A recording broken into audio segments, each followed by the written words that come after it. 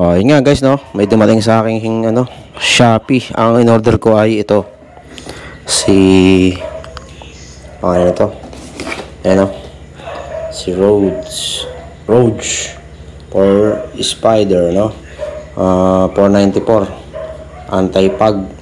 Ngayon, nagkaroon ako ng problema dahil sobra yung sukat, yung fittings niya ba sa pinaka-visor. Kaya ginawan ko ng do-it-yourself paraan, no?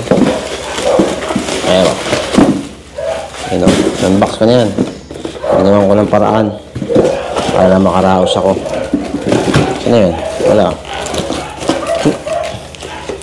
Nahati-hati ko yan. Saan yun? Yun. Ginapit-gupit ko guys, oh. Ayos naman. Sobrang ayos pa, ayun. Ayun, makita nyo kung may cut. Kasi dapat ganun yan, eh. Kaso hindi siya naman siya fit, no?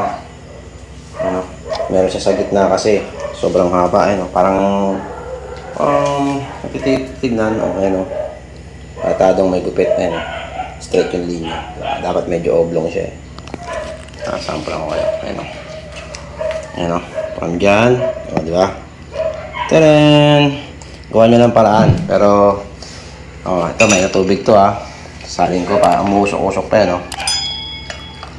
Usok-usok pa. Lagyan natin. 1 minute lang yan, no. Walang, ay, yan, nasa-usaw. Yan, no. Ano ba yan? Yun. Nasa-usaw tuloy yung ano ko. Yung belt ng saliig. Pinaka parang sarado. Anyway, wala siya, no? Wala siyang anti-pag kahit. Wala siyang pag, anti-pag kasi. Pero, yun, pinanasan ko. May previous naman silang ganito. Parang sa salamin, no? Tsaka, yung una, pang-alcohol muna ba? Okay naman, guys. Spider helmet, no? 1 minute video lang. Alright, bye-bye. Sa Shopee ko lang binili for 94. Yun. June 3 ko in-order, mga ganun. Alright. Yun. Kipitin nyo na lang, no? Para makaraos lang. Kasi wala, eh. Bye-bye. Anti-pag para pag umulan hindi masakit sa mata.